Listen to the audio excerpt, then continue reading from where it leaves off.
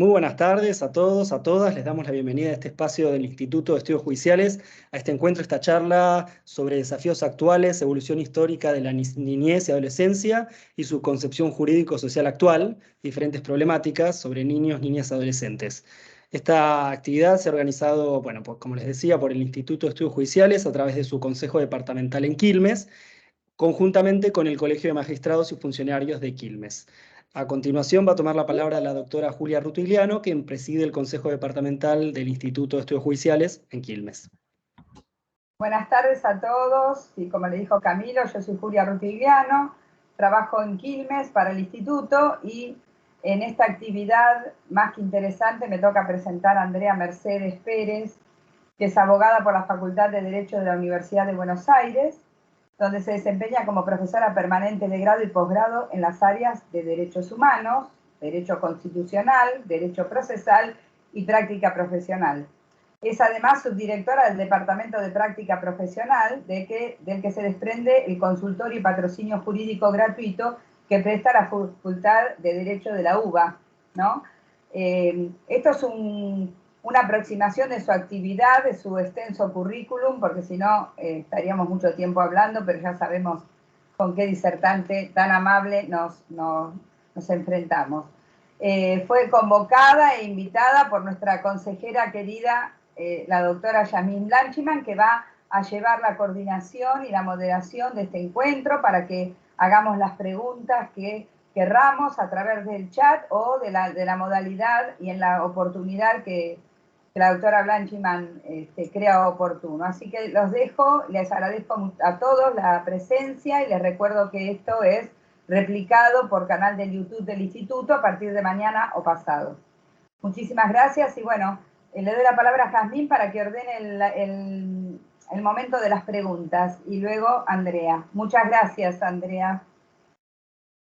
Hola, buenos días a todos. Gracias por acompañarnos, por participar. Igual, como explicaba la doctora Rutigliano, esta actividad académica luego va a estar en YouTube, en la página de la Corte, así que todos la van a poder consultar y seguramente que así será, porque es un placer escuchar a la doctora Andrea Pérez. Yo le agradezco muchísimo que se tome unos instantes de su agenda, que es súper abultada, para estar con nosotros.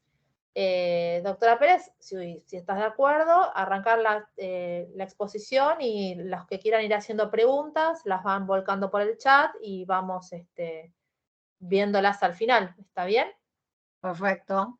Bueno, buenas tardes a todos, a cada uno de los que se han sumado en este encuentro. La verdad, para mí es un verdadero placer poder compartir este rato con ustedes. Siempre agradecida a Jazmín Blanchiman en particular por la invitación que me hace, bueno, en este caso a Julia Rutigliano, a Camilo, a los chicos del instituto, porque verdaderamente para nosotros, ¿no?, que venimos del ejercicio de la profesión, que venimos de la academia, por ahí, es verdaderamente placentero, bueno, comprobar qué sé yo, que se interesan por ahí por nuestras miradas, por nuestras palabras, ¿no?, por aquello que cotidianamente nos ocupamos de estudiar y de desmenuzar, ¿verdad?, para comprender mejor. Así que la verdad es que ya el año pasado, ¿no?, tuvimos en septiembre la oportunidad de compartir otra actividad donde me tocó, bueno, intercambiar algunas ideas, ¿no?, con los en ese momento asistentes, a propósito de otro muy interesante tema, ¿no?, que involucra la defensa de la niñez, como son los actos administrativos, ¿no?, dispuestos en el marco de las medidas excepcionales de protección de derechos. La pasamos ese día muy bien, siempre nos quedamos, ¿no?, con este pensamiento de que hay ciertos temas como que son inagotables, ¿no?, y que necesitan de nosotros todos armar y desarmar modelos, estructuras, muchas veces estereotipos o prejuicios, ¿no?, sobre los que transitamos para hacer más llevadera y comprensiva, ¿no?, la cuestión que vayamos a explicar. Así que la verdad que para mí es un verdadero placer, siempre agradecida, y bueno, saben, como les digo, a cada rato, ¿no?, que pueden contar conmigo en la medida que bueno, que las agendas de todos coincidan y podamos anudar algún día para conversar, yo siempre estaré dispuesta para hacerlo, así que desde ya cuentan con mi participación. La verdad que el tema de hoy, cuando estuvimos proyectando este encuentro, ¿no?, con la doctora Lanchimán, ya hace unos meses, y agendando la fecha y coordinando en qué momento nos íbamos a encontrar para hacerlo, sugerimos un tema como muy disparador, ¿no? Porque fíjense, yo estoy como releyendo el flyer, ¿no?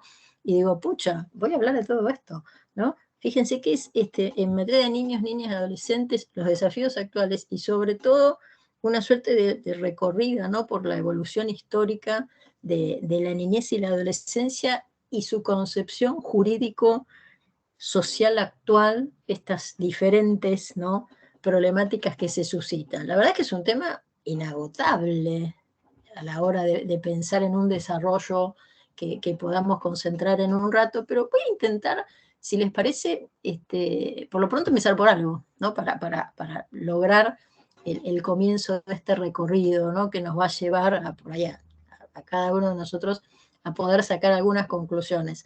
La verdad es que no aspiro a que se lleven respuestas, al contrario, me encantaría que sigan presentándose ustedes interrogantes sobre cómo actuamos, sobre cómo decidimos, sobre cómo encaramos nuestras estrategias de intervención, de qué manera nos vemos fortalecidos en la medida que comprendemos mejor o no un instituto, cada uno, ¿no?, desde su lugar. Entiendo que entre los asistentes puede haber abogados litigantes, puede haber funcionarios judiciales, que cada uno se lleve, ¿no?, aquello que vaya de mejor grado para la tarea que cotidianamente realiza. Pero ese es el gran tema, que sigamos cuestionándonos, ¿no?, que sigamos haciéndonos preguntas y que no tengamos todas las respuestas, porque eso va a motivar constantemente nuestras ganas de seguir aprendiendo, de seguir investigando y de buscarle la vuelta, ¿no?, algunas cuestiones que se presentan en la realidad y que superan la normatividad, ¿no?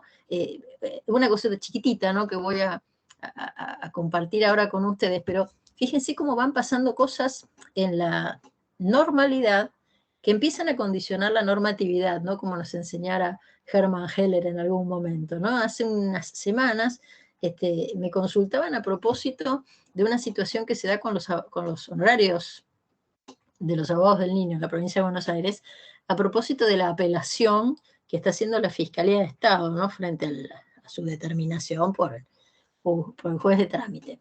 Y claro, no hay nada escrito sobre esto. O sea, ustedes recorren, ¿no?, la ley de honorarios, la ley de ejercicio, ¿no?, del abogado del niño, la ley de honorarios profesionales, donde busquen, no van a encontrar nada sobre la viabilidad de esta pertinencia o no de la participación de la Fiscalía de Estado en el cuestionamiento de los honorarios que se determinan. Hay un hecho que la realidad arroja, y es que la Fiscalía de Estado paga, y por lo tanto, si paga, también tiene derecho a debatir, a discutir, a cuestionar el pago que hace. ¿Por qué no puede ser parte la Fiscalía de Estado en la determinación de los honorarios? Les cuento que esa inquietud, ¿no?, que surgió un poco del entorno, ¿no?, de lo que es el ejercicio de la función judicial, desde que me hicieron esa pregunta, ¿no?, así como buscando algún tipo de orientación en la solución posible, les cuento que no he parado de pensar la respuesta. Y no solo de pensar la respuesta, sino que hasta empecé a escribir un borrador de un artículo para publicar a propósito de esta situación de aquellos que son parte en el recurso y no son parte en el proceso, ¿sí? Y acá este es un claro caso de un sujeto, un ente, como es la Fiscalía de Estado, que es parte en el recurso sin ser parte en el proceso. ¿Tenemos otros ejemplos de sujetos que son parte en el recurso y no son parte en el proceso? Pues sí lo tenemos, y lo tenemos acá delante de nuestra vista, nosotros los abogados. Los abogados en los procesos no somos parte, ¿sí? No somos parte, no somos sujetos de la relación procesal que se traba entre el peticionante, el peticionario, ¿no?, o el reclamado, y el tema decidendum, la cuestión a debatir. Sin embargo, a la hora de la calificación de los trabajos, a la hora de la aportación de los elementos de prueba que le permiten al juez determinar la cuantía de los honorarios, ahí nos convertimos en parte. ¿Y qué decirles cuando discutimos esa determinación, cuando discutimos, por ejemplo, no sé, en los procesos sucesorios a la base regulatoria, por ejemplo, y cuando ya apelamos por bajos, habitualmente, los honorarios que se nos regulan? Vaya ejemplo de parte en el recurso y no de parte en el proceso. Así que, miren, una cuestión disparadora, ¿no? A propósito de temas que pueden ser debatidos en este contexto, ¿no? En el cual estamos conversando. Así que un adelanto un poco por ahí para charlar en otro momento, pero estoy ahí, estoy trabajando, y en cualquier momento sale ese artículo publicado, porque la verdad es una cuestión bastante interesante. Nos hemos encontrado con una Fiscalía de Estado, no sé si dormida, creo que retraída, ¿no? Para no exhibir su potencial en este sentido, y hoy por hoy, en algunos casos, el debate, la discusión que plantea para, no diría para negarse a pagar, porque está obligada a hacerlo, pero sí para, de alguna manera, postergar, diferir, o bueno, hacer tiempo, ¿no? En general sabemos que el Estado es demorador en el pago de lo debido, ya lo sabemos. Así que eso parece ser un escollo, ¿no? Que han encontrado, y bueno, vaya a saber desde la concreta realidad cómo les va para hacerlo o para no hacerlo. Pero bueno, ahí les tiro entonces una primera punta de debate. Bueno, entonces un poco queriendo como hacer con ustedes una suerte de recorrido en el sentido, ¿no? Que vuelvo a repetir, nos propone un poco el título de la actividad, vuelvo a hablar esto de la evolución histórica. Fíjense ustedes que en el contexto, ¿no?, del derecho internacional de los derechos humanos, que inevitablemente atraviesa, ¿no?, todas las problemáticas vinculadas a la infancia, el primer documento normativo, ¿sí?, que consagró los derechos de los niños, fíjense que fue la llamada Declaración de Ginebra sobre los derechos de los niños, aprobada allá por el 26-27 de diciembre de 1924, en el ámbito de lo que entonces era la Sociedad de las Naciones, ¿no?, que después sobrevino en la Organización Nacional de las Naciones Unidas. Así que estamos hablando de un documento, fíjense en fecha, 1924, un documento en materia de derechos humanos que es previo a lo que después íbamos a identificar como la era de los derechos humanos, o como el comienzo de la era de los derechos humanos, como solemos siempre ubicar esto, ¿no?, en 1948, claramente, que es cuando aparecen las dos declaraciones sobre derechos humanos más importantes, tal vez, respecto a las cuales nos podríamos referir. Las dos declaraciones generalistas más importantes, como son la Declaración Americana de los Deberes y Derechos del Hombre y la Declaración Universal de Derechos Humanos, ¿no? La americana en el mes de mayo y la universal en el mes de diciembre de 1948, ambas. Fíjense que de hecho el 10 de diciembre de cada año en el mundo se conmemora el Día Internacional de los Derechos Humanos, pues es la fecha que tiene esta Declaración Universal. Sin embargo, observen ustedes cómo las problemáticas de la infancia aparecieron antes en torno a la preocupación que se dio en el seno de las organizaciones para darle cierto contexto, cierta normatividad. Así que primer entonces antecedente en este recorrido, Declaración de Ginebra de los Derechos del Niño. Después, por cierto, recién lo decía, el 10 de diciembre de 1948, bueno, la Asamblea General ya de la Organización de las Naciones Unidas aprueba la Declaración Universal de los Derechos Humanos, que va de suyo, de una manera implícita, por cierto, incluía la protección también de los derechos de los niños. Pero estamos ante declaraciones siempre. ¿Qué sucede con las declaraciones? Son instrumentos normativos, pero carecen de valor vinculante, ¿sí? Los estados no están obligados a cumplir con aquellos postulados, aquellas afirmaciones contenidas en las declaraciones. Fíjense que a este documento de 1924, que sigue el de 1948, después un poco el circuito ¿no? Lo completa en 1959, y estamos hablando de 35 años de normativa primaria, ¿no? De normativa fundacional en materia de derechos de las niñeces, ¿no? Como se dice ahora, surge la Declaración de los Derechos del Niño. ¿Por qué? Ante la necesidad justamente de una más directa, más precisa, más especial protección de los derechos de los niños en el mundo, la Asamblea General de la ONU ya produce un documento específico en materia de protección de los derechos de la infancia. Esta declaración, ¿no?, de los derechos del niño del 59, que más vale, ustedes me van a decir, pero yo pensé que era la única que existía, ¿no? Como si no, la del 24 no hubiera tenido un valor simbólico, ¿no?, y jurídico relevante. Pero miren ustedes cómo estábamos todavía. Estábamos hablando de declaraciones. No teníamos un tratado por delante. Y ahí aparecen las diferencias. Necesitábamos contar con un tratado.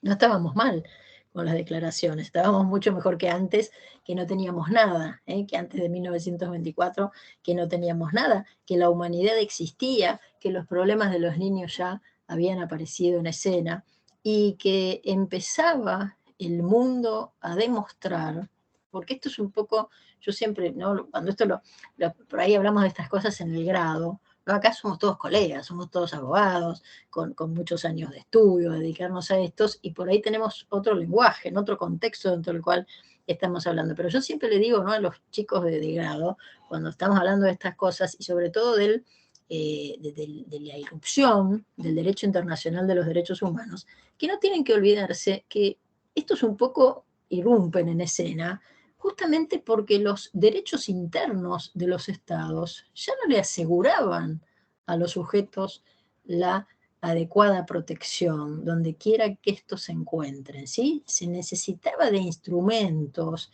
que tuvieran fuerza normativa en el rincón del mundo donde los sujetos se localizaran, ¿sí? Por eso es tan importante de qué manera el derecho internacional de los derechos humanos penetra, atraviesa y se entremezcla con el derecho interno de los estados. Hasta acá entonces, repito, 1924, 1948, 1959. Nos faltaban los tratados. ¿Qué diferencia iba a darse entre los tratados y las declaraciones? Iba a aparecer la exigibilidad, porque por los tratados los estados se obligan, asumen deberes que en su cabeza terminan siendo exigibles, que los convierten en sujetos responsables y que por lo tanto, en relación a sus conductas, por acción o por omisión, pueden ser llevados a un órgano internacional para que así se determine. La fuerza vinculante de los tratados marca un recorrido en la normativización que diferencia un documento de otro. En la práctica, estas declaraciones iniciales, fíjense ustedes que fueron, por decirlo de alguna manera, ¿no?, como cartas de buena voluntad. Fueron posicionamientos, buenas intenciones, ¿no?, a las cuales los estados se prestaron, pero no alcanzaban, ¿sí? Necesitábamos un instrumento, insisto, con esta fuerza normativa. ¿Qué sucede con los tratados en general, con esos tratados que siguieron a las declaraciones? La verdad es que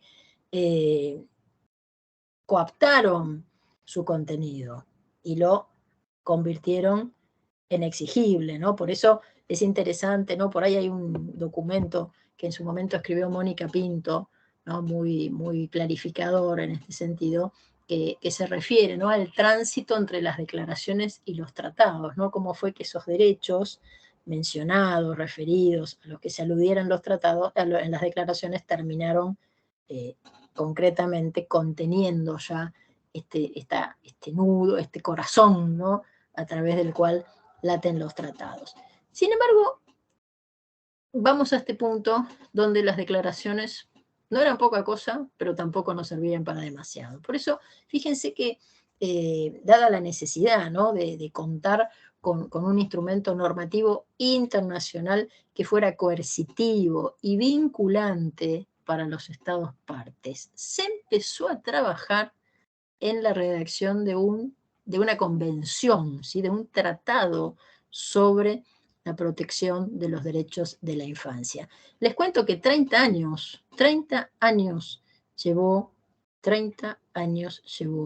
cerrar los términos de ese documento. Y pueden ustedes creer que las discusiones iniciales, ¿no? Los primeros borradores que se hicieron de la Convención sobre los Derechos del Niño arrancaron en Polonia. Miren ustedes qué curioso, ¿no? Bueno, no tan curioso si vemos el papel, ¿no?, que jugó Polonia en la posguerra, pero miren ustedes qué interesante. 30 años nos llevaron por delante para dar con este magnífico documento con el cual contamos, que es la Convención sobre los Derechos del Niño. Todos sabemos, abierta, bueno, adoptada, ¿no?, por la Organización de las Naciones Unidas y abierta a la firma y ratificación por la propia Asamblea General de la ONU el 20 de noviembre, ¿no?, de 1989. Su entrada en vigor se produce tan solo 9 meses después, ¿no? Yo siempre digo como si fuera un parto, ¿no? Qué curioso. Y fíjense ustedes, ¿no?, hay una cláusula que es la del artículo 49 de la Convención sobre los Derechos del Niño que leo con ustedes, y bueno, acuérdense, ¿no?, por ahí lo que dice, que alude a, esta es la que se conoce como la cláusula de vigor, ¿no?, aquella que indica en qué momento va a ser obligatorio para los estados que se sumen a ella el contenido, ¿no?, del instrumento normativo. Y este artículo 49 decía, ¿no?, la presente convención entrará en vigor el 30º día siguiente, a la fecha en que haya sido depositado el 20º instrumento de ratificación o de adhesión en poder del Secretario General de las Naciones Unidas. Esto es típico, ¿no? Recuerden que las secretarías generales de los organismos internacionales hacen las veces de depositarios, ¿no? Entonces concentran la recepción de los instrumentos, ¿no?, de las comunicaciones que los estados hacen en relación a haber culminado con el circuito previsto en su derecho interno para la celebración de un tratado. Por lo tanto, yo siempre digo, si yo quiero saber, atención con esto, ¿no?, si yo quiero saber el estado de las ratificaciones de un tratado, si yo quiero saber cuáles han sido las reservas o cuáles han sido las declaraciones interpretativas que ha hecho un Estado respecto de un tratado, no me tengo que quedar con el documento que compré en la librería de la facultad o a la vuelta de mi casa con la compilación de los tratados. ¿Por qué? Porque el que compila lo que quiere, ¿o no? Y compila lo que le parece más adecuado para la divulgación o para la venta, ¿no? A veces hacen, qué sé yo, no sé, yo tengo un montón de modelos acá, pero fíjense, no sé, vamos a miren, vamos a hacer un rato, pero vamos con el sponsorio de Hammurabi en este momento, ¿no? Este es bien nuevito, miren, me lo mandó de regalo Hammurabi el otro día, ¿sí? A propósito de un libro que empezamos a trabajar con ellos. Y yo dije, pero qué bueno, ¿no?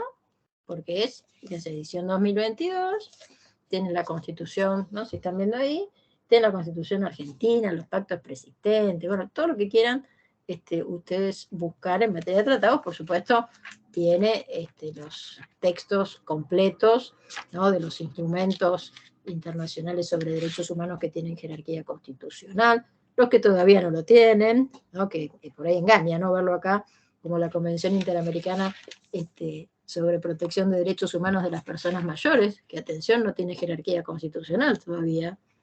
Está ingresado el pedido para que sea así tratado por nuestro Congreso, pero todavía no se cumplió con el trámite previsto en el tercer párrafo del 75, inciso 22 de la Constitución, que exige que sea aprobada esa jerarquía por las 2/3 partes de la totalidad de los miembros de cada Cámara, y esto no pasó todavía, así que fíjense qué engañoso a veces que es esto, pero yo lo veo acá y digo, este tiene jerarquía constitucional, no. Sin embargo, ¿saben qué?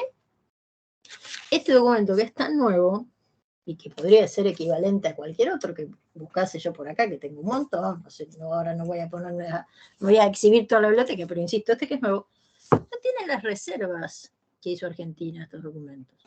Entonces, si yo no entiendo nada de lo que estoy hablando y tomo esto y voy y me lo compro y digo, qué bueno, me encuentro con la Convención sobre los Derechos del Niño sin ninguna reserva.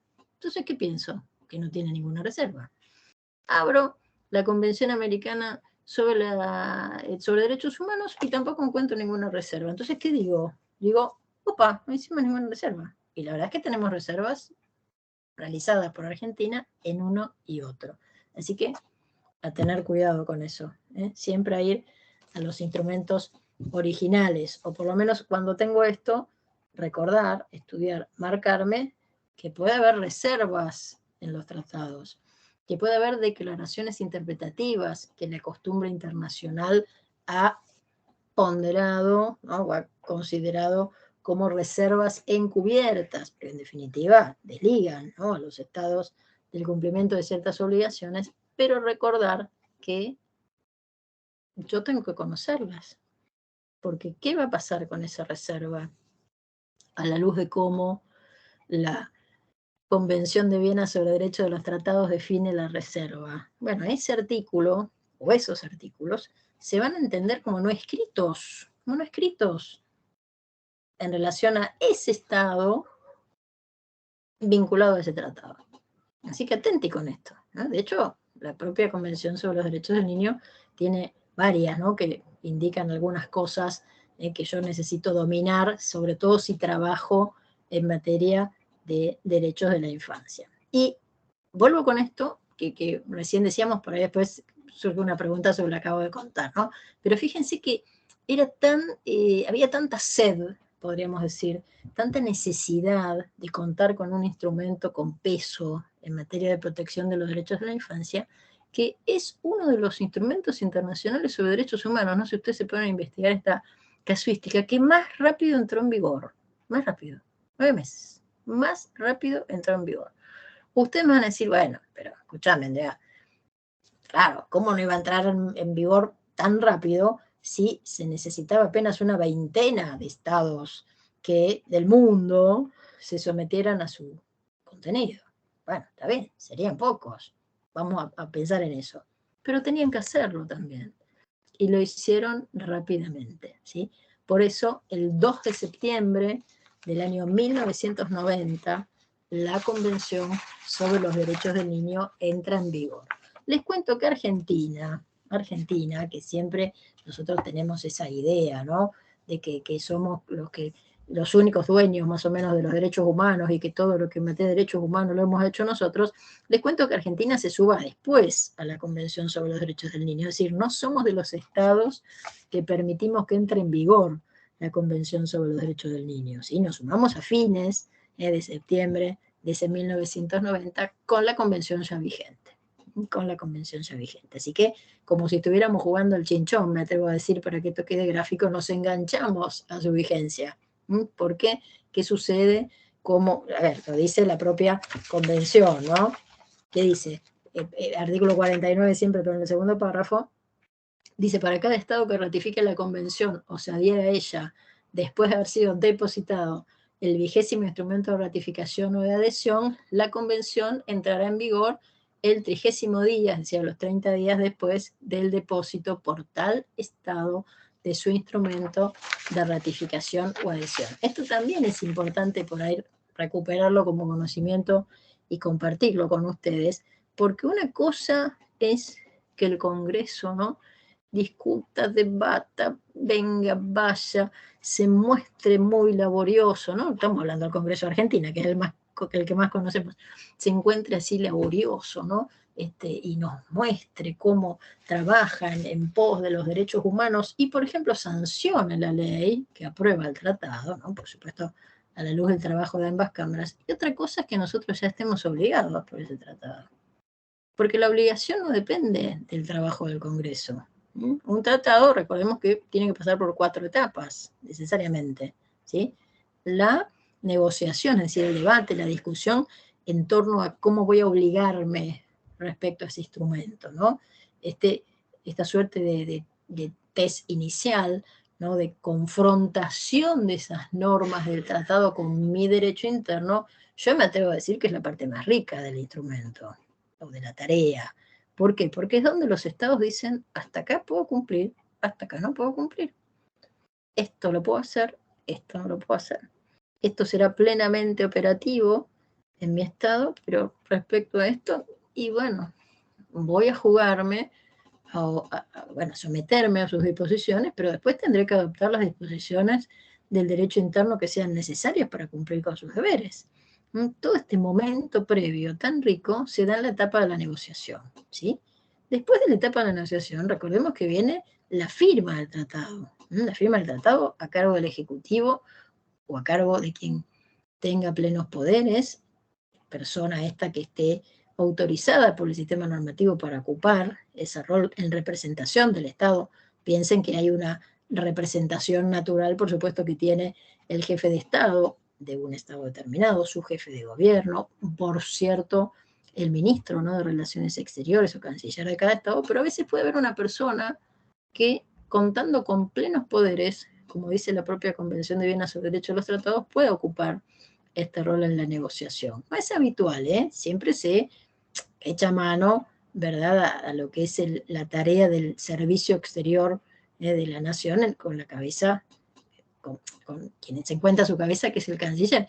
Pero yo recuerdo un caso que el otro día conversábamos en Derecho UBA, ¿no?, con los alumnos de Constitucional, que fue, miren ustedes ¿qué caso fue este? El de la Convención Universal sobre la desaparición forzada de personas, ¿no? Ustedes saben que nosotros ahí, en el debate, en la discusión y en la firma de ese tratado, ¿no?, que somos parte, quien estuvo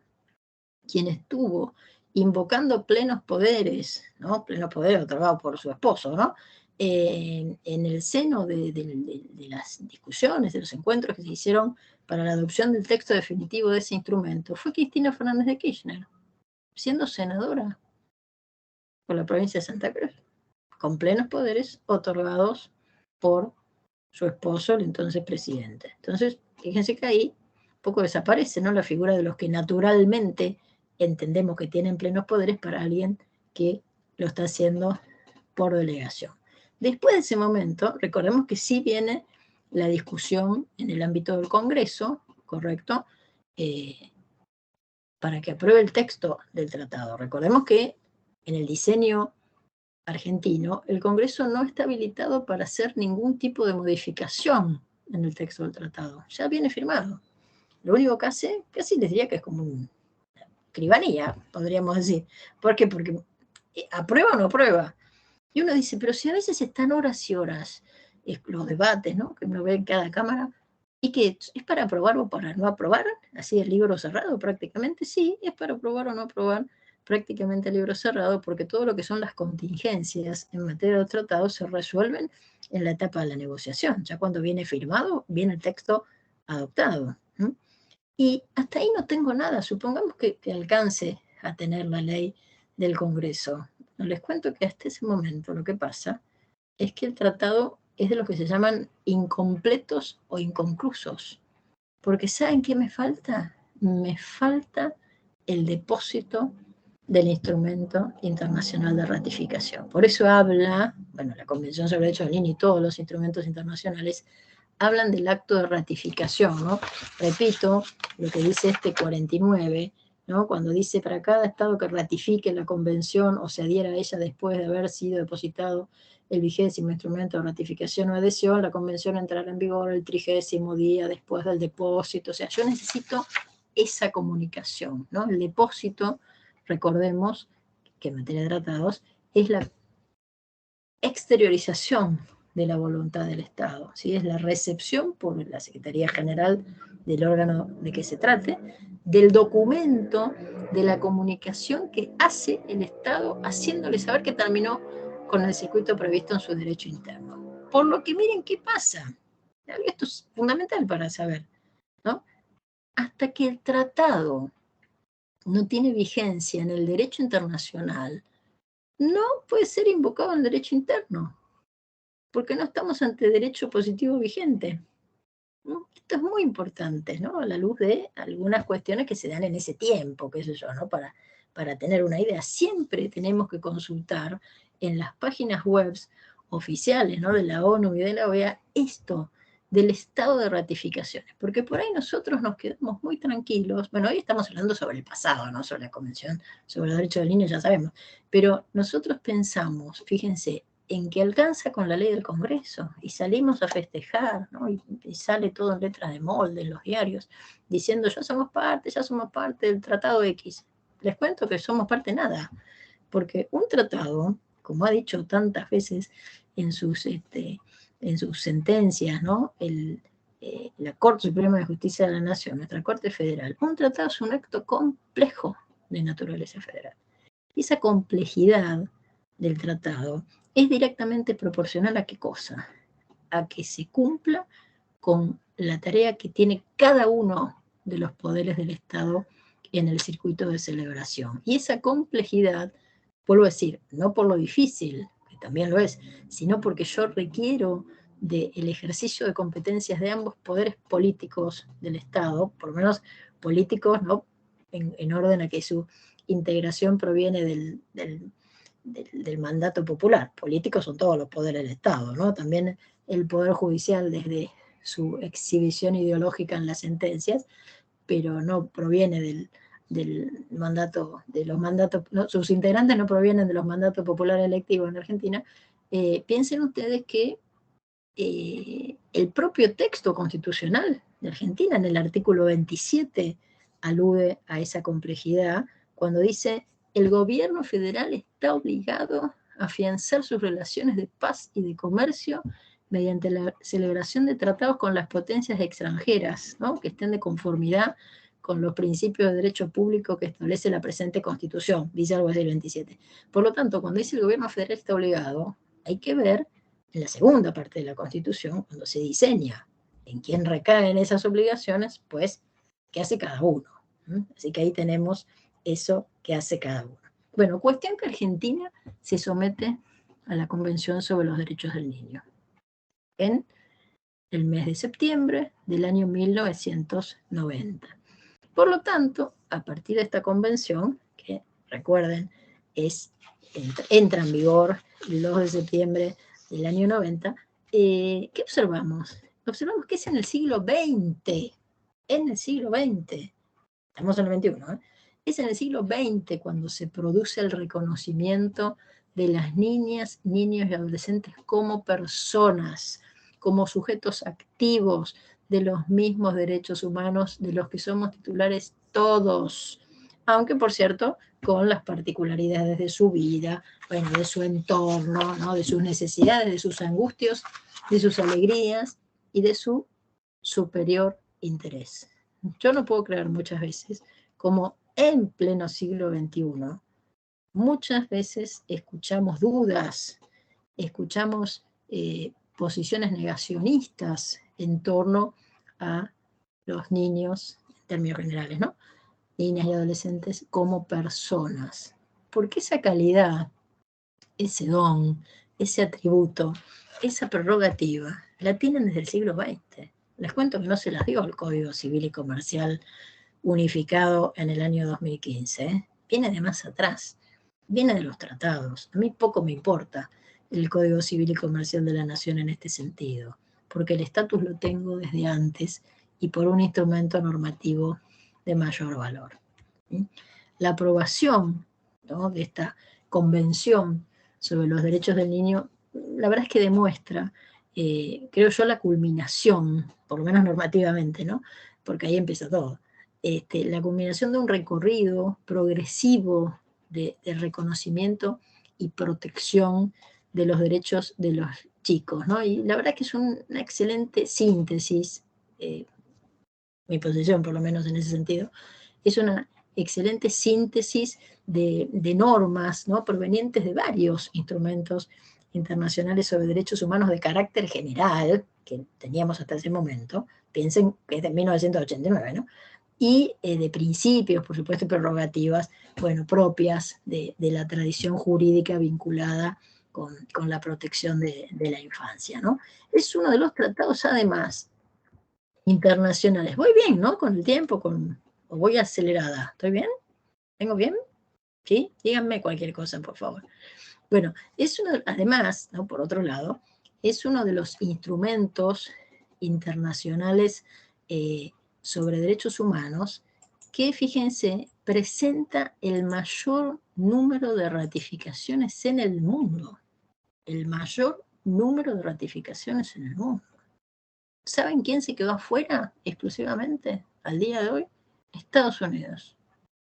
Entonces, que sea un instrumento de los que presenta el mayor número de ratificaciones en el mundo, está demostrando nada más ni nada menos que hay un grado ampliamente generalizado de reconocimiento y aceptación de la fuerza obligatoria de las normas sobre derechos humanos de los niños contenidas en dicha convención.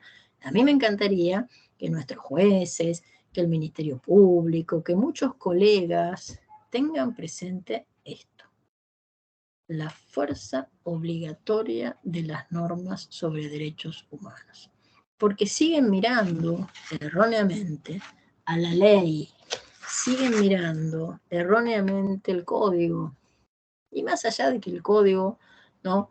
Yo tengo algunas posiciones críticas en ciertas partes, ¿no?, del código unificado. Tal vez ha hecho los mejores esfuerzos, ¿no?, para hacer un código moderno, progresista, de vanguardia. En materia de derechos de la infancia se ha quedado corto, ¿sí? Y bueno, con más razón, nuestra mirada sigue siendo hacia la convención y hacia su fuerza obligatoria, su fuerza vinculante, ¿no?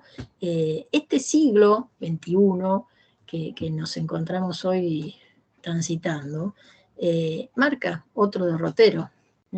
Ya tenemos del siglo XX la convención.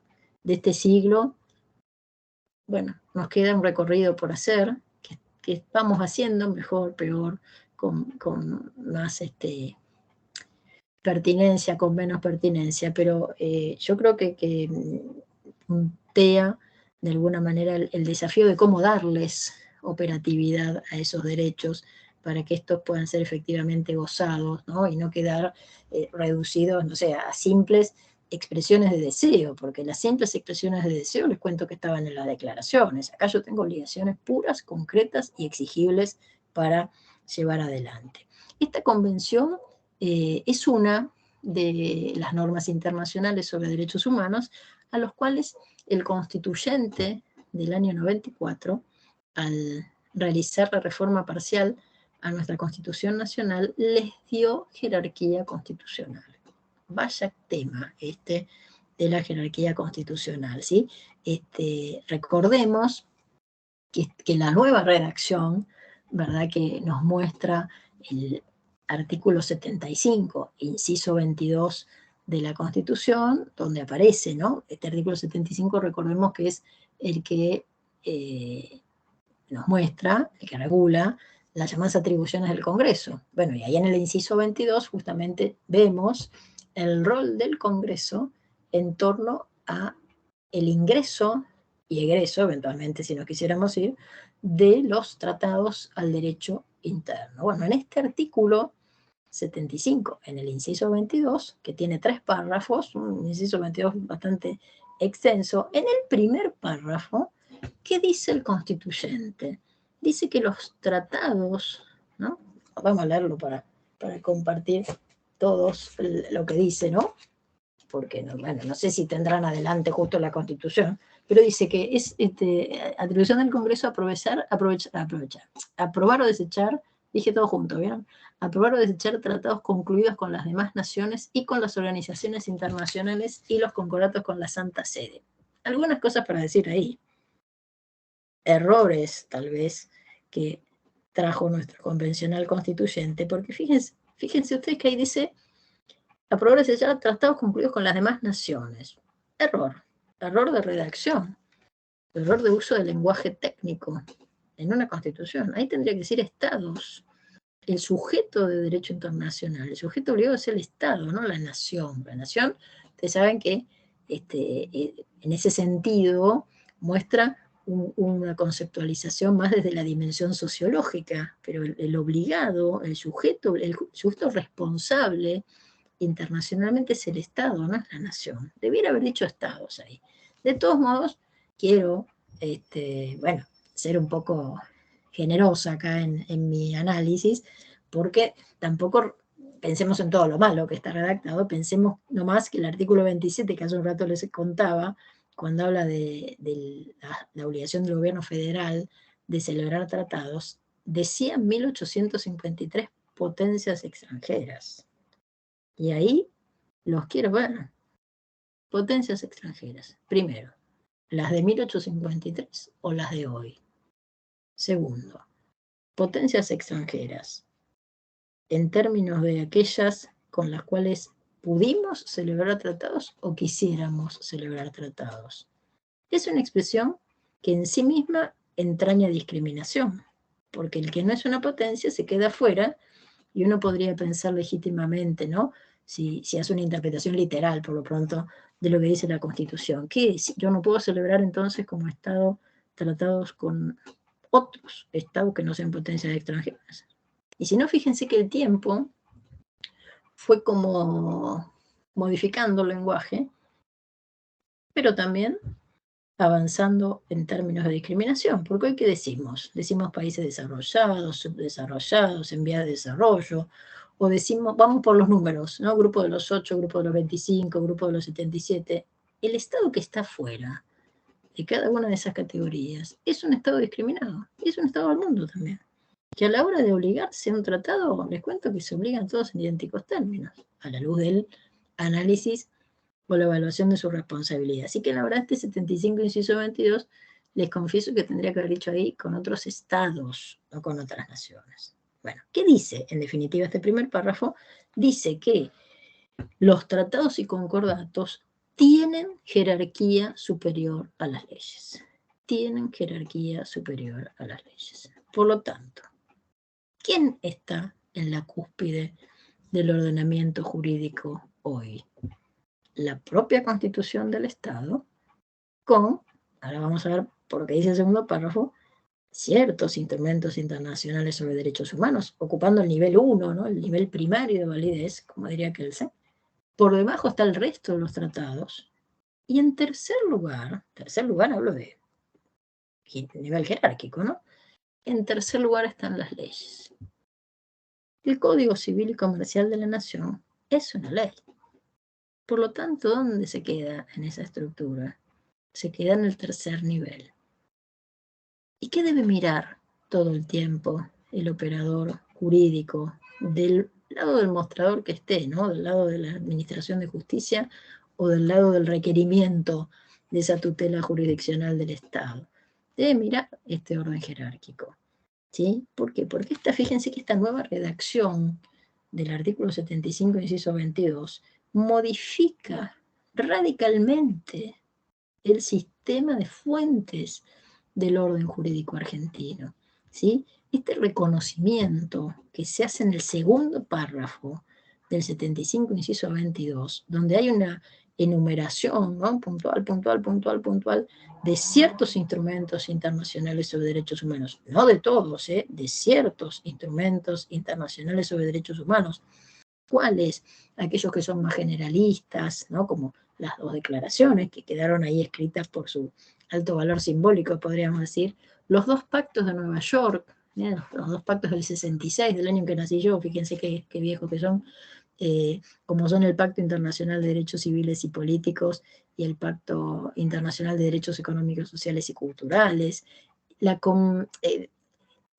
propia Convención Americana sobre Derechos Humanos, tratados generalistas, después otros elegidos por el Convencional Constituyente. ¿Por qué? Justamente por la protección de cierto colectivo vulnerable, ¿no? Una vulnerabilidad calificada como la de aquellas personas que tienen especiales dificultades para acceder a la justicia en procura de la determinación o la reclamación de sus derechos. Por eso ahí el Convencional Constituyente, muy inteligente, eligió quedarse y darles estatus de jerarquía constitucional a la Convención contra todas las formas de eliminación de la discriminación racial, a la Convención sobre la eliminación de todas las formas de discriminación contra la mujer y a la Convención sobre los derechos del niño. Finalmente, observen ustedes que entonces estoy hablando en 1994, el constituyente también eligió darle jerarquía constitucional a la Convención sobre la Prevención y la Sanción del Delito de Genocidio y a la Convención Internacional contra la Tortura y otros tratos crueles, inhumanos o degradantes. Esta jerarquía constitucional, que se le da este reconocimiento de la jerarquía constitucional de manera directa, ¿verdad?, a 10 instrumentos internacionales sobre derechos humanos. Algunos autores hablan de 11, ¿no? Y ustedes se preguntarán, ¿pero qué es un tema de que son todos abogados y no sabemos contar, que nos cuestan? No, porque como hay un pacto internacional que es el de derechos civiles y políticos, al cual también jerarquizamos con uno de sus protocolos facultativos, les cuento que ahí sumaron el 11, ¿no?, como considerándolo otro instrumento. Yo no me enrolo en esa lectura porque el instrumento es el documento patrón, digamos. En todo caso, el protocolo es una suerte de apéndice, ¿no?, del instrumento principal. Así que el que está jerarquizado es ese más el otro que se subsume en relación a su normativa. Les cuento que hay protocolos de los tratados que nosotros no tenemos jerarquizados. Entonces siempre hay que estar a la luz de cómo ha sido ese proceso de jerarquización. De ahí viene la cuenta, no sé si son 10 o son 11. Pero además otra cosa hace el constituyente del 94. Prevé en el tercer párrafo de este 75, inciso 22, lo que muchos han denominado con acierto una cláusula previsora. ¿Qué es esto de la cláusula previsora? La posibilidad, ahora ya en manos del Congreso, no de una convención constituyente, la posibilidad en manos del Congreso de darle jerarquía, o sea, otorgar igual estatus en el futuro a otros tratados y convenciones sobre la misma materia, es decir, sobre derechos humanos, que cumplan con el procedimiento agravado también, previsto en este último párrafo, el 75, inciso 22, que exige que primero ese instrumento ingrese al derecho interno y después que sea vuelto a elegir, ¿sí?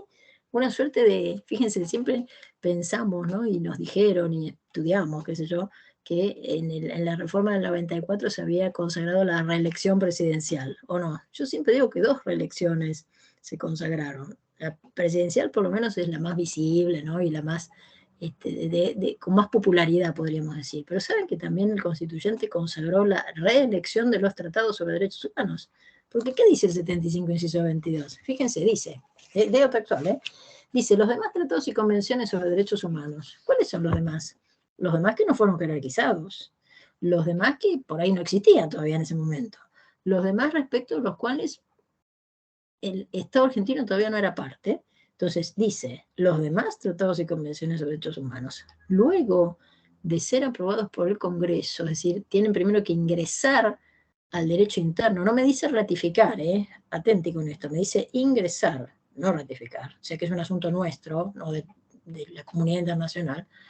Luego de ser aprobados por el Congreso, requerirán del voto de las 2/3 partes de la totalidad de los miembros de cada Cámara para gozar de jerarquía constitucional. Es decir, el Congreso también puede hoy ampliar este llamado bloque de constitucionalidad federal, sancionando 2 leyes. Una primera, con un quórum tradicional, el que se utiliza para la aprobación de cualquier proyecto de ley, salvo que tenga previsto por la Constitución una mayoría especial, como es el de más de la mitad de los legisladores presentes en cada Cámara. Ahí yo voy a tener una ley de ingreso del tratado, ¿correcto? Al tiempo, la semana siguiente, es medio difícil, el año siguiente, el mes siguiente, el gobierno siguiente, el siglo siguiente, necesita otra ley, ese instrumento, con otro quórum, aprobada, las 2/3 partes de la totalidad de los miembros de cada Cámara. ¿Para qué? Para gozar de jerarquía constitucional. Esto pasó ya, les cuento que pasó con 3 instrumentos internacionales sobre derechos humanos.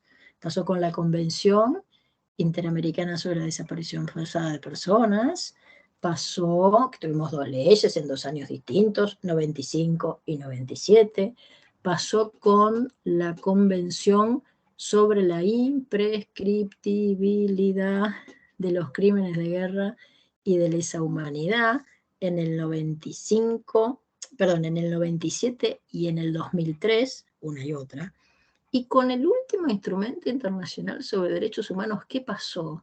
Que tantas normas tiene también que impactan en nuestros chicos, pero en nuestros chicos con alguna situación que los coloca en ese universo de las personas con discapacidad, como es la Convención Universal sobre los Derechos de las Personas con Discapacidad.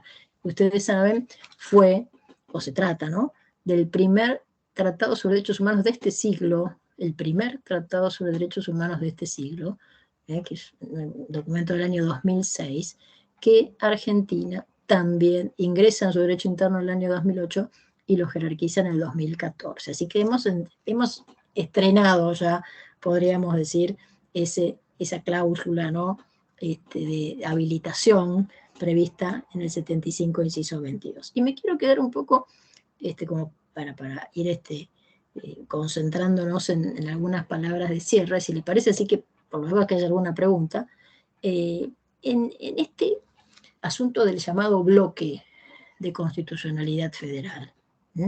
Porque fíjense que nosotros hoy, a la luz de lo que estamos señalando, este reconocimiento, ¿no?, de la jerarquía constitucional de manera directa, estos instrumentos internacionales, ¿no?, y la posibilidad, por supuesto, de otorgar igual estatus en el futuro a otros, han consagrado en Argentina una clara apertura hacia el derecho internacional de los derechos humanos, que atraviesa hoy todo nuestro sistema jurídico, ¿sí?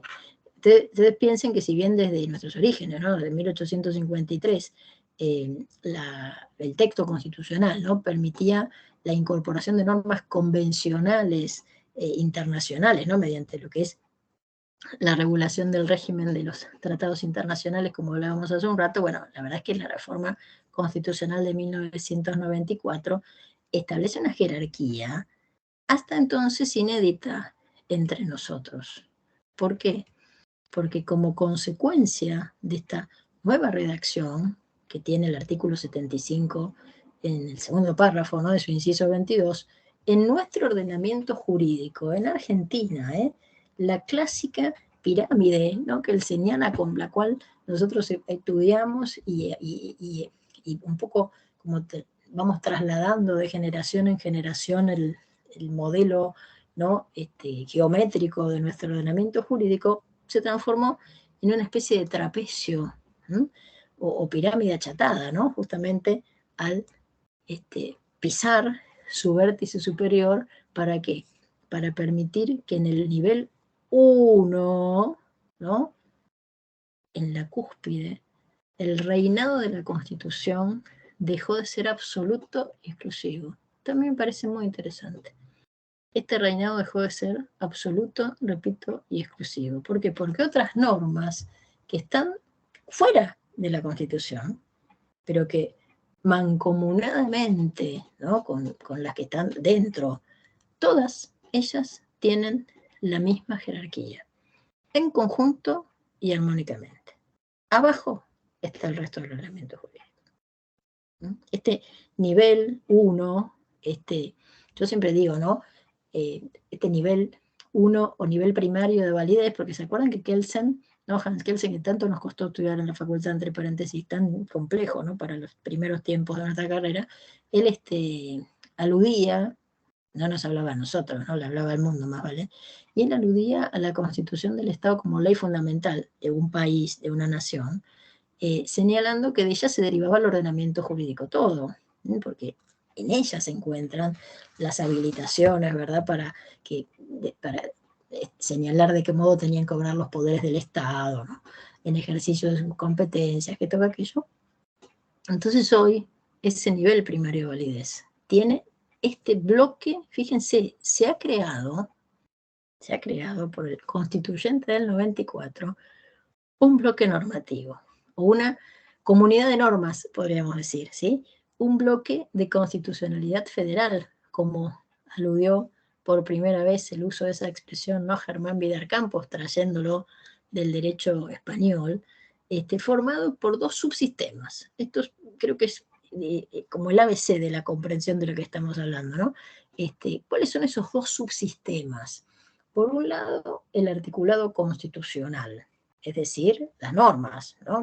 Los 129 artículos que tiene nuestra Constitución Nacional. El derecho nacional o el derecho doméstico, ¿no? Como ha dicho la Corte Interamericana de Derechos Humanos, cuando habla de los derechos nacionales de los estados. Pero por el otro lado, yo tengo otro subsistema, que es el subsistema nacido del derecho convencional internacional. ¿Y cuál es el derecho convencional internacional? El derecho de los tratados. ¿Qué particularidad tiene cada uno de estos subsistemas? El subsistema del derecho nacional, del derecho de cada estado, de nuestro propio derecho doméstico, la verdad que es flexible. ¿Por qué es flexible? Porque yo puedo modificar la Constitución. ¿Sí? El derecho internacional no tiene nada que decir. Puedo generar hasta mejores protecciones para los derechos. Modificar el derecho internacional convencional ya no es tan fácil. Así que por eso siempre yo tengo que pensar en que ahí yo tengo dos fuentes, ¿no? Diferentes. Claro que esta suerte de ficción, ¿no?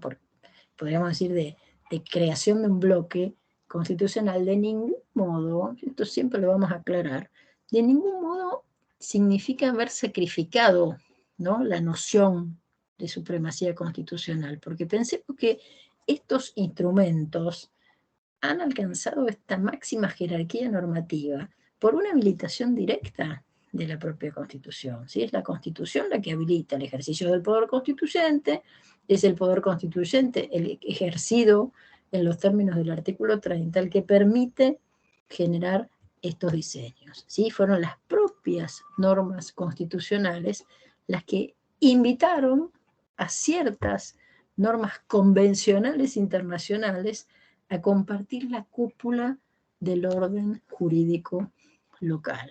Vaya invitación, por cierto, ¿no? Pero recordemos que la Constitución del Estado continúa siendo siempre la norma fundante y en esta particularidad radica, ¿no? Como siempre decimos, bueno, su supremacía, ¿no? Su mayor valor. Esto permitió, por otro lado, que muchos derechos, ¿no? Que antes, por ahí nosotros definíamos, ¿no? Como implícitos, bueno, eran implícitos en el texto de la Constitución, ahora son explícitos dentro del bloque, y otros, de hecho, fíjense que se han perfeccionado, se han aumentado, han ampliado, ¿no? Dándonos a cada uno de nosotros para nuestro uso un increíble, la verdad, increíble, no podría decirse de otra manera, catálogo de prerrogativas de las cuales somos titulares todos. Por supuesto, también los chicos. Por eso siempre se dice, ¿no? que el impacto, ¿no? de la reforma constitucional de 1994 sobre el sistema de derechos fundamentales del hombre es a la vez, bueno, cualitativo y cuantitativo, ¿no? Pensemos nada más en la Convención sobre los Derechos del Niño. El sujeto de la Convención sobre los Derechos del Niño es precisamente el niño, ¿sí? El objeto de la Convención sobre los Derechos del Niño ha sido reforzar la protección de los niños como sujetos plenos de derechos. Porque estos, ¿qué tienen?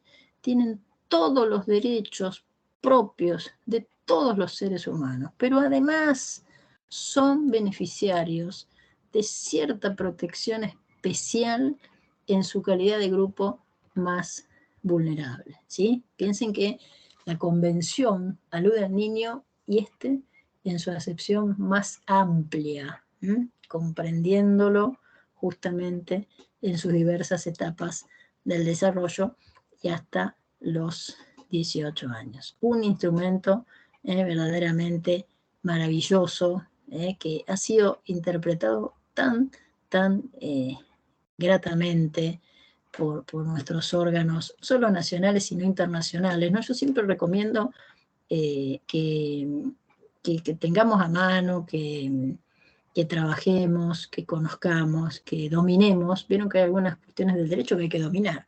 Esta opinión consultiva 17 del año 2002, que ha producido la Corte Interamericana de Derechos Humanos en el mes de febrero, si mal no recuerdo, de ese año, que se llama, o que se ha titulado, ¿no?, Condición Jurídica y Derechos Humanos del Niño, ¿sí? Porque es un instrumento, ¿no?, que de alguna manera se ha calificado, ¿no?, como la legislación indirecta que tenemos en materia de derechos de los niños, que ha señalado esta postura, ¿no?, de la llamada protección integral, es decir, considerar a las niñas, niños y adolescentes como titulares de derechos, algo que recoge, ¿no?, en Argentina después, años bastante más tarde, la normativa nacional de la Ley Nacional 26.061, ¿no?, entre paréntesis, en el año 2005, fíjense, ¿cuántos años después? Del 89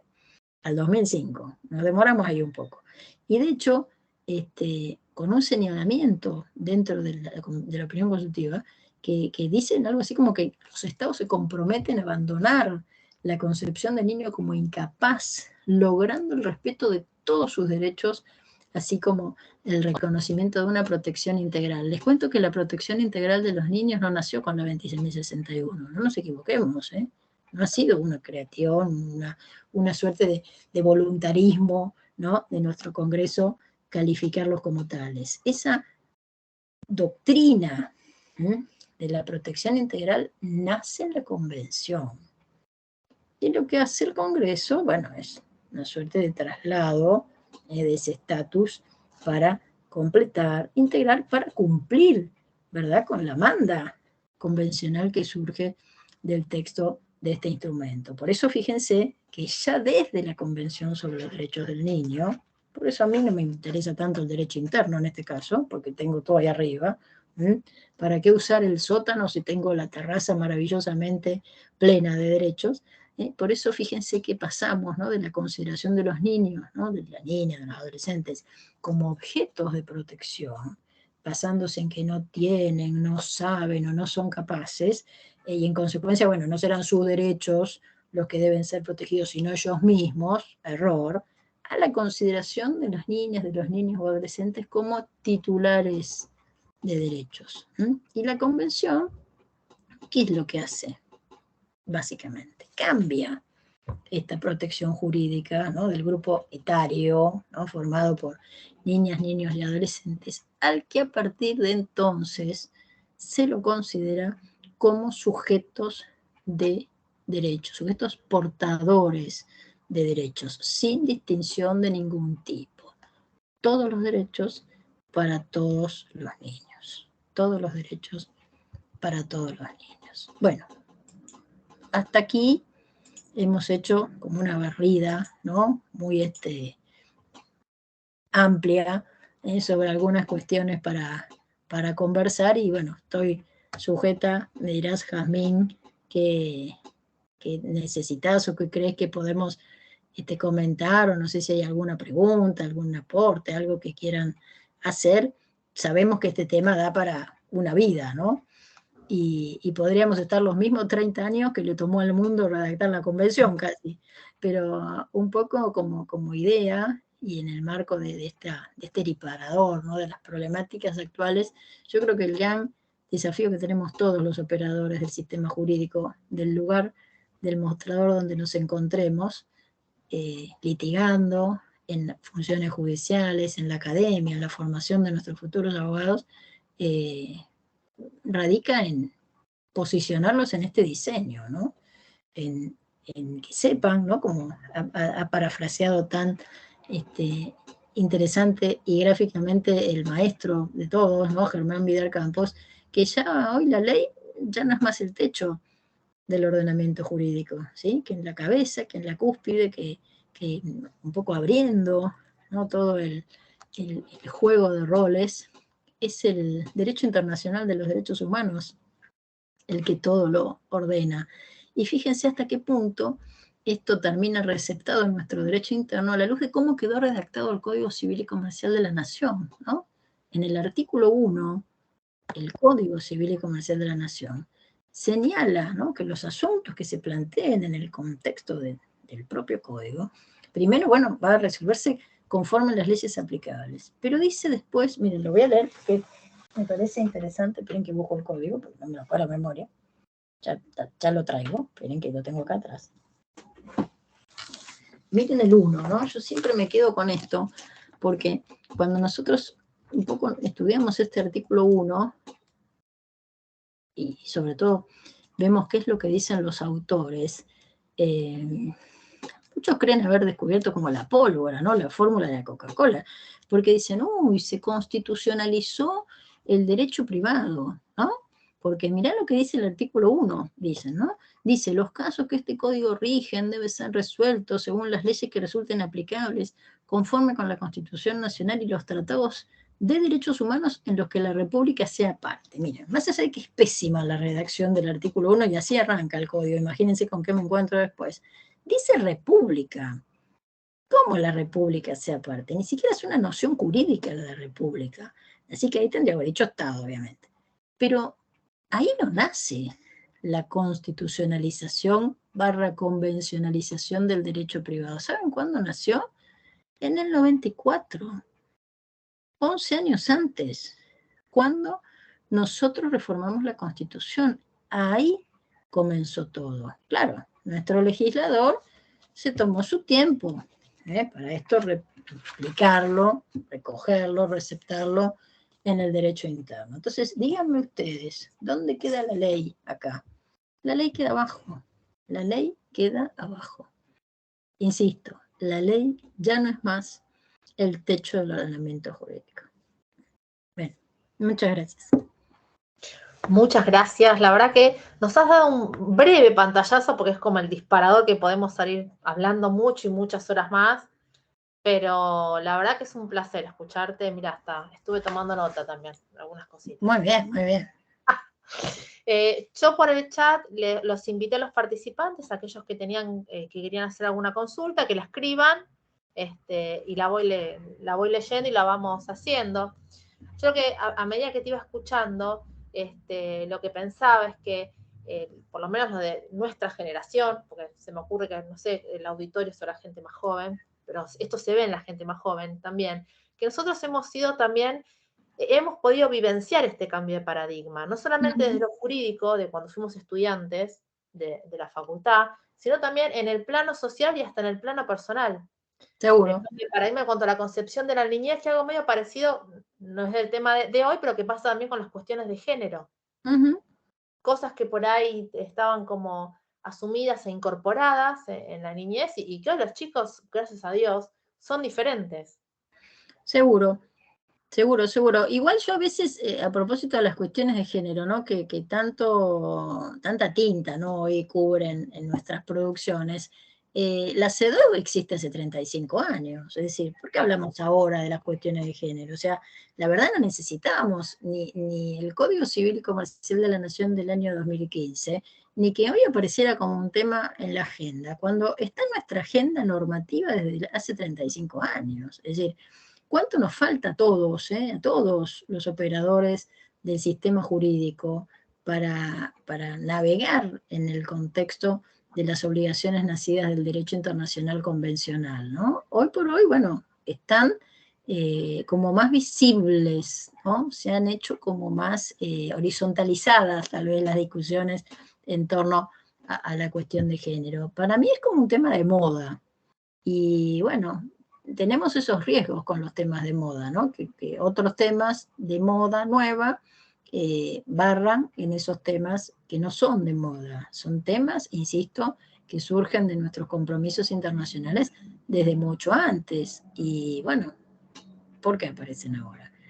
Hay que trabajar y trabajar y trabajar analizando el sistema jurídico de manera, yo creo, integral, ¿no? No hay que quedarse con una mirada parcial, porque si yo me quedo con una mirada parcial, sigo resolviendo los conflictos exclusivamente mirando el Código Civil y Comercial de la Nación, o la ley local, ¿no?, o la norma así chiquita que prevé la solución a un caso concreto. Y hoy nuestra Constitución está convencionalizada, ¿sí? Desde el 94.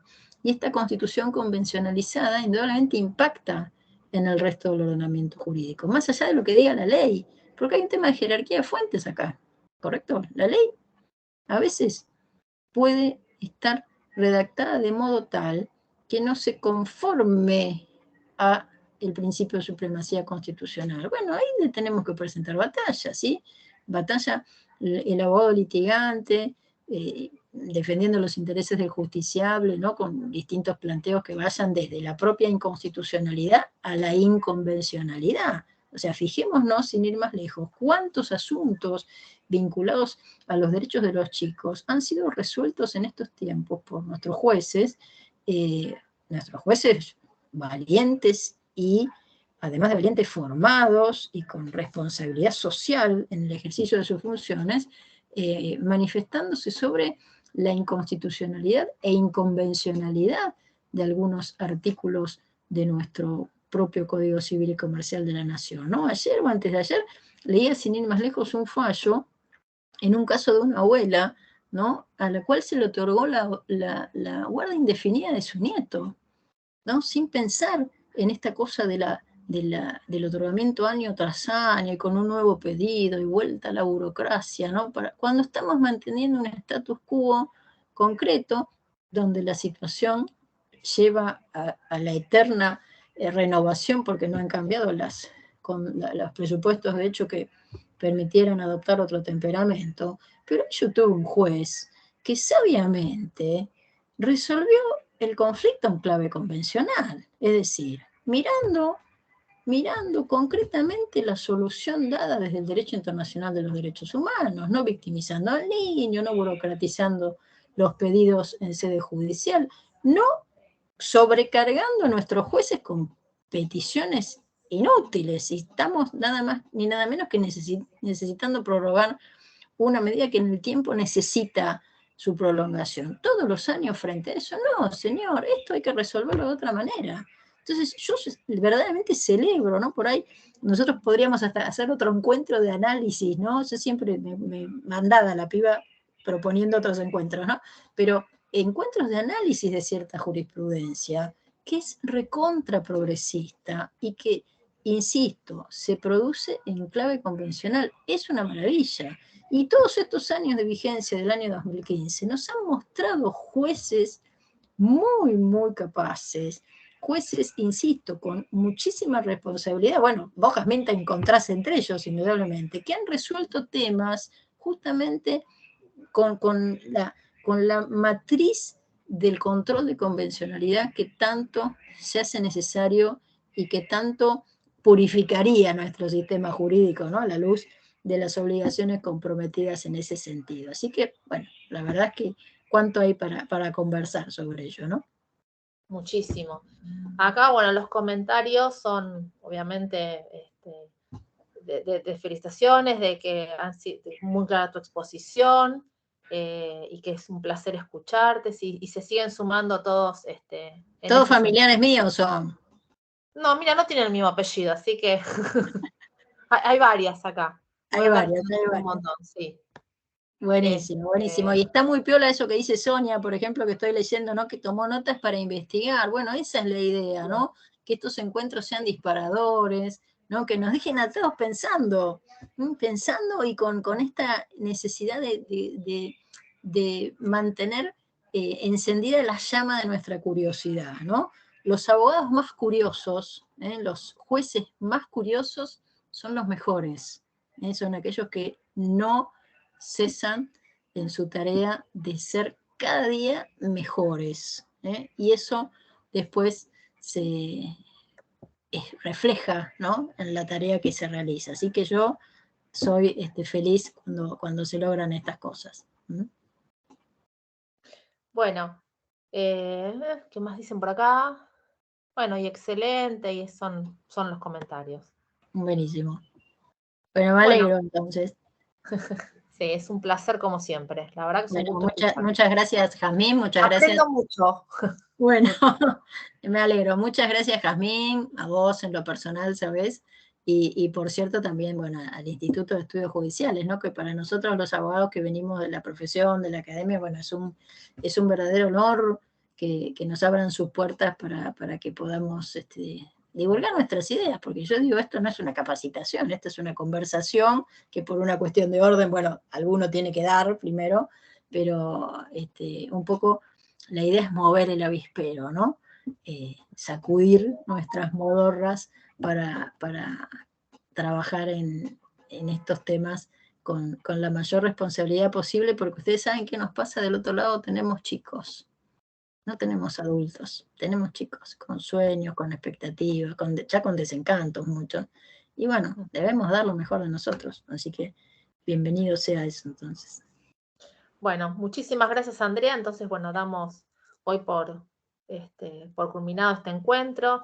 Le agradezco también a Camilo Fasano y se me fue el otro, que son los técnicos del Instituto de Estudios Judiciales, que siempre con tanta paciencia están ahí y nos van resolviendo los problemas. Así que gracias también a todos por participar y esperemos encontrarnos pronto en otro espacio académico del Instituto de Estudios Judiciales de la Corte, de toda la provincia, pero bueno, desde nuestro pequeño espacio que es Quilmes.